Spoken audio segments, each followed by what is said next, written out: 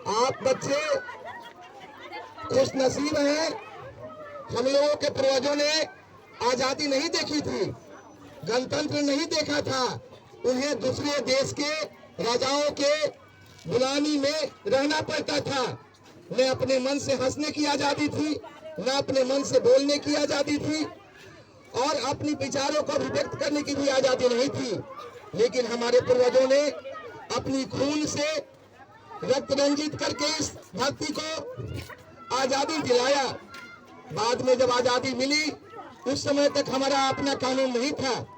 तब हमारे देश के बुद्धिजीवी, खास करके भीमराव अंबेडकर, राजेंद्र प्रसाद जैसे बुद्धिजीवी लोगों ने इस देश के लिए एक कानून संहिता बनाया और वह 26 जनवरी 1950 को लागू हुआ। इस तरह से हमारे देश का अपना कानून बना और जिसके माध्यम से इस देश में रहने वाले सभी लोगों को एक समान नीति का पालन करना होता है। चाहे देश के राष्ट्रपति हो, चाहे एक आम नागरिक, सबों के लिए इस देश का कानून एक बराबर है।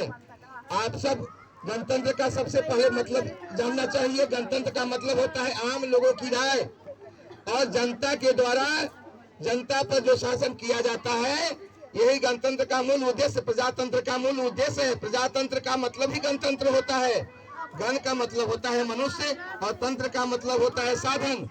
यानी जब आम लोगों के लिए हमारी सरकार आम लोगों के हित के लिए आम लोगों की राय लेकर के और जो हम प्रतिनिधि भेजते हैं, चाहे वो विधायक हो, चाहे वो लोकसभा में, चाहे राज्यसभा में एमपी हो, उन्हें हम ही भेजते हैं। इसीलिए इसे गणतंत्र नाम दिया गया है। वो हमारे प्रतिनिधि हैं और हमारी बातों को वो संसद में जो सरकारें चुनी जाती है उसके पास पहुंचाते हैं। खास करके आप विद्यार्थियों को गणतंत्र का अच्छी तरह से पालन करना चाहिए। आप स्कूल में आते हैं, यहाँ पर बच्चों के हित की बातें जो है वो बातें आपको प्रिंसिपल से कहनी चाहिए, जिससे कि आपका बेहतर हो सके।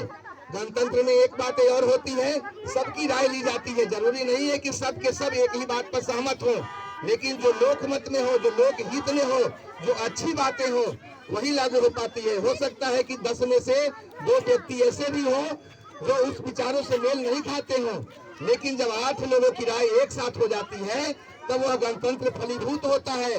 बहुत बार ऐसा आपने सुना होगा कि सरकार ने कानून लाया लेकिन लोगों ने उसका विरोध किया। कुछ दिन पहले आपने सुना होगा कि किसानों के लिए कानून लाई थी सरकार ने, लेकिन किसान के वो हित में नहीं था, वो पूंजीपतियों के हित में था। किसानों ने उसके लिए आंदोलन किया और सरकार को विवश होकर के और उस कानून को फिर से वापस लेना पड़ा। ये गणतंत्र की शक्ति है। आप में शक्ति है, आप अगर आवाज उठाएंगे। आपको याद करना होगा 1975 जब इंदिरा गांधी तानाशाही की ओर बढ़ रही थी, तब लोकनायक जयप्रकाश नारायण पूरे भारत में खास करके विद्यार्थियों का नेतृत्व किए और विद्यार्थियों ने आंदोलन चलाया और इस तरह से कांग्रेस सरकार का खात्मा हुआ था और एक सामूहिक सरकार बनी थी। तो आप में असीमित शक्ति है। अगर आप चाहें तो दुनिया को बदल सकते हैं, लेकिन अगर सकारात्मक रूप से काम करेंगे तब। और नहीं तो आज का जो युग है, जिस तरह से टेक्नोलॉजी डेवलप हुई है, हर बच्चों के हाथ में माँ बाप मोबाइल दे दिए हैं और उसका गलत निष्कर्ष निकाल रहा है बच्चा। उसके ऊपर नियंत्रण नहीं है, माँ बाप का नियंत्रण नहीं रह गया है, शिक्षक का नियंत्रण नहीं रह गया है। बच्चे उसी चीज की ओर मुखाबित होते हैं जो गलत होता है और गलत की तरफ प्रवृत्ति जाती है। खास करके अगर आप में से कोई भी बच्चा, अगर आप देखते हैं कि आप में से कोई बच्चा गलत रास्ते पर जा रहा है, आप सब मिल करके उससे विरोध कीजिए। अपने शिक्षकों को इस बात के लिए कहिए कि नहीं, वो बच्चा गलत रास्ते पर जा रहा है, उसे सही रास्ते पर लाने की कोशिश कीजिए। और फिर भी अगर नहीं मानता है तो गणतंत्र में ये सुविधा दी गई है कि उसे पृथक कर दिया जाए। समाज से अलग सबसे बड़ा दंड होता है। अगर कोई घर का व्यक्ति समाज परिवार का बात नहीं मानता है तो परिवार के लोग उससे बात करना बंद कर देते हैं, उसको अलग कर देते हैं और सामूहिक सजा सबसे बड़ी सजा होती है। तो आप लोगों से मेरा एक सलाह होगा कि टेक्नोलॉजी का उपयोग करें, लेकिन आगे बढ़ने में करें, न कि उसको गलत रूप में उपयोग करें। मोबाइल में जितनी अच्छी चीजें हैं, उससे मोबाइल में सब कुछ है जो आपको हम नहीं पढ़ा सकते हैं, हम बोल भी नहीं सकते हैं, वो बातें भी मोबाइल में आपको देखने के लिए मिल जाती है। और अगर आपके ऊपर माँ बाप का नियंत्रण न होगा तो स्वाभाविक है, खास करके टीनेज के बच्चे उस ओर मुखालित हो जाते हैं जहां से कि उनका भविष्य गर्त की ओर जाना शुरू हो जाता है।